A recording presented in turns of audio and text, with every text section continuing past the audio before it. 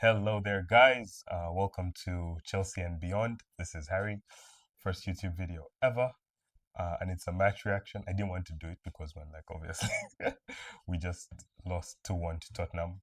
But the good thing it was preseason, yeah, it was preseason, and the beauty of preseason is that it's not entirely about the scoreline, and it's more basically about the performance and what you learn and fitness and all these things. And to be honest, there were very many big takeaways from this, both positive, a few negative, but mostly positive. Yeah. So let's just jump straight into it. Yeah. Game started off. Man, game started off. It was a bit cagey of his man. It's a London derby. First things first, it was obviously going to be a quite a bit of violence.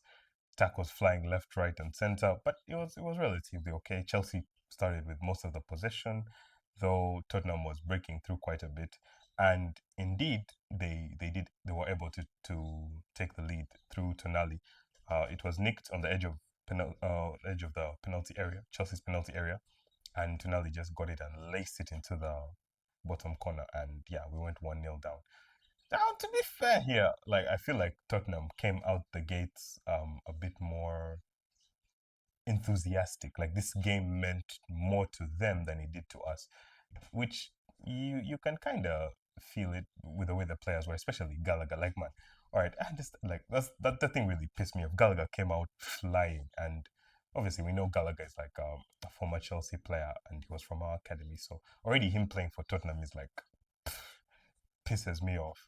So for him to come out and he's doing all that, going crunching in tackles, studs flying, squaring up to guys, just didn't sit right with me. But anyway, to each their own. And yeah, he's a Tottenham player now, so like he has to. He definitely has to. But yeah, we then got the equalizer. It was an amazing movement. Palmer out wide to Gittins on the left hand side. Gittins takes a few touches, draws three defenders close to him, cuts it back inside, whips in the cross to the far post on his right boot. Estevao is there. Estevao nods it in.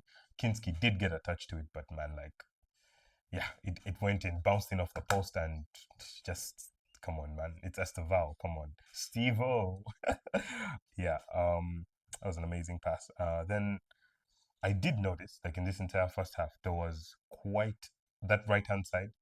Oh man, that right hand side is going to be dangerous for us going into this season because that link up between Estevao and Palestra, there was a series of play where Palestra picked up the ball. He won it back through when he was defending against the Tottenham attack. Won it back, flicked it over to Estevao. Estevao flicks it back over to him. He flicks it over the head of a Spurs player back to Estevao. Estevao then headers it to him in his path, and then he sends it to João Pedro, who is then fouled, and then yeah, it led to a free kick. But that was yeah, just those little glimpses, and I saw that as well in the previous preseason game, like the link up he has with Estevao. I mean Palestra in this instance. Palestra has with Estevao. Oof, it's gonna be beautiful to watch. Palestra is quite rapid, and like those long legs of his, he didn't look like he's very fast, but he covers quite a lot of ground, and it's gonna help us a lot, especially in transition, and especially yeah, just with signing of like yeah he's I feel like he's going to be one of the signings of the summer. I know it's a hot take to go off on just preseason, but yeah, definitely that's what I feel, especially about Marco Palestra. As for other players like Esugo, man, I didn't really Esugo's performance in this game was a bit shaky. It wasn't good, it wasn't bad, it was more like mediocre. He wasn't as good as he was in the previous game, but obviously that's understandable. One, he's young, and two, the other game was against Mans, like I don't remember some random Austrian team. So Sydney or something like that. Yeah. Defensively we were okay, but man, Fofana just ain't it. I don't know if it's in his head we that he's possibly gonna be sold, or it's but he wasn't winning his aerial duels, he wasn't winning his ground duels, he wasn't covering ground the way we know Fofana does cover ground. Though it looks like his last injury has actually affected him because he's a bit it looks like he has lost a yard or two on his pace. So yeah, Sherman though in the entirety of the first half was really good. Didn't make any mistakes. Distribution was okay-ish. Made some nice saves. Cross collection was on point. Yeah, Sherman though. he did well. But though I don't know if he's ready to be the third option for Chelsea just yet. But he's a good player. I can't take that away from him. He's a good talent, if I'm to say. Yeah. So first half ends 1-1. Then Chelsea go into obviously the dressing room. I do not know what was said in that dressing room, but we came out a bit of a different team. We were more aggressive, were more on the front foot, and yeah, obviously Nico Jazuli came on. Came on, and also Richarlison and Danso did come on. Then I don't know what Danso was doing. It was a poor pass, poor back pass actually from Archie Gray, and Danso just collapsed. I think he slipped. Probably the pitch was a bit bubbly, so it's understandable. He slipped, and João Pedro was in, and he just brings down João Pedro. He's the last man, and Danso gets sent off. Now, in this moment, I'm rubbing my hands. I'm like, "Woo, Chelsea! Yeah, yeah, yeah. We're gonna win this game." And for the majority, it did look like that. Like I mean, man, off that, Palmer gets a free kick, sets it up. He just shot it just a little bit wide.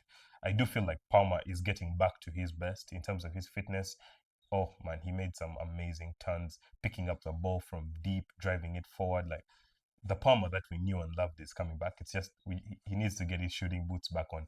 He had a few good opportunities in this half to possibly take us 2-1 up. It's just that man, shot was deflected, um, body in the way, all these different things, and yeah, it just didn't go his way. So oh man, Kinski, Kinski, Tottenham honestly need to attribute this win to Kinski because Kinski made some mad saves in this thing. So there was a shot Kinski had that Kinski saved on an Esteval shot from a João Pedro cutback. Oh my lord! I don't know how he got there. Okay, granted that Esteval did place it a bit central, but I attribute that to the bodies around him, and he didn't have enough time to wrap his foot around the ball and all this. But still, Kinski to dive over from because he was a bit to the left for him to dive over into the middle and save that shot. Crazy. Yeah. Then uh who Dustin Satpaev comes on. I'm really excited for this kid, Dustin. He reminds me, I don't know, like he just has a bit of an aura about him that oh, there's something here. Every time he comes on, he looks vibrant. So far, we have seen him come on for Chelsea. We've seen him come on down the middle in the striker position. We've seen him come off the left. We've seen him now in this game come on off the right. Though later in the game, he did move over to the left again when other substitutions came into play. Though, however, I do feel like Xabi Alonso is trying to safeguard him a little bit. You know, he's a bit petite. He's like an Aguero-ish build. He's a bit small. He's not that big. So I think that's why they are not playing him up top so much, and they're trying to give him the ability to be out wide and develop himself before probably because striker is his predominant position, but mostly we've seen Jabi Alonso use him off the left and now off the right. So he's liking him on the wings because of, I think it's mostly because of his stature. But if you could just, he's still young. So I think he still has a few inches he can put on him in terms of height. And then if he just gets a bit big, though he is strong because there was an incident where he was squaring up with, I don't remember who it was. Was it Bergval? And all the way up to the touchline, and he held his own. This was a big boy. I think I know it wasn't Bergval, it was Van Hecke, and yeah, he held his own. He's a strong boy, but he just needs to put on a bit. I would say that I would send him on loan. I would send Satpaev on loan. Though I'm excited for him in the future because at the moment our striker options are stacked. Ja Pedro is undisputedly our number one. Um, we have a mega behind him. Probably Jackson is going to be sold. Probably Delap is going to be sold. I think Mark Gill is going to be sold as well.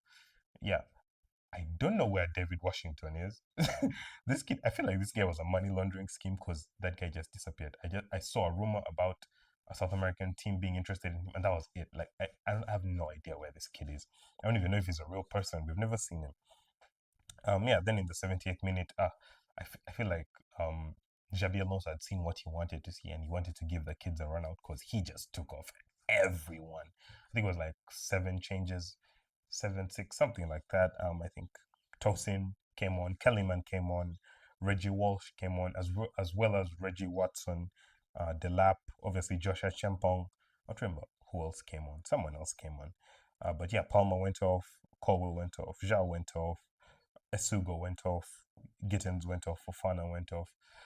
Yeah, but honestly, Tosin as well, like, been that guy. We already have Lacroix. We have, I don't know who else we're going for in this window, but man, bin Tosin, bin Fofana. I'm done. I'm done. I'm done with those guys. Like, yeah. So yeah, I think the biggest question is coming out of this game is what to do with players like Fofana and Esugo. I don't know whether Fofana will be sold, but I hope he is sold. And Esugo, I'm hoping he goes on loan. Really hoping he goes on loan because I don't know if he's ready to be back up to Caicedo, and especially if we go out and get someone like Adam Morton, depending on if Enzo stays or goes. If Enzo goes, then obviously the undisputed starters will be um, Caicedo uh, and Wharton if he comes in. Hopefully he comes in, or Alex Scott. Sorry, I don't know if Alex Scott. That whole saga is a bit weird. Man, this lot are being weird. I don't know why they want so much money. 90 million is crazy for Alex Scott. If Bruno G is going for like about the same price, I don't understand the 90 million valuation. Probably his age and how long he has left on his contract. But still, anyway. So yeah, I think if Esugo stays, I would like him. The beauty is we have Henderson coming in, so probably Henderson can mentor him a bit, as well as Caicedo and whichever midfielders we have in terms of being calm on the ball. But Esugo has some very good attributes. So yeah, but that was it. Overall, it wasn't a bad performance, but it wasn't the best performance. Some good, some bad. Yeah, but it's not necessarily. I've seen some posts saying, is this a reflection of what Chelsea is going to be in the Prem against Prem teams? And I don't think it's that per se because we haven't seen Jabi Alonso in his full fruition. We haven't seen him with Lacroix. We haven't seen him with Morgan Rogers. We haven't seen him with any of these new signings that he particularly wants. But yeah, it was a good game. It was nice to watch. Obviously, yeah, it would have been better if we won because it was a London derby, and I forevermore hate Tottenham. But yeah, anyway, that's about it, and we're gonna wrap it up here. Thank you guys for tuning in. Please like, comment, share, and subscribe. And until next time, peace.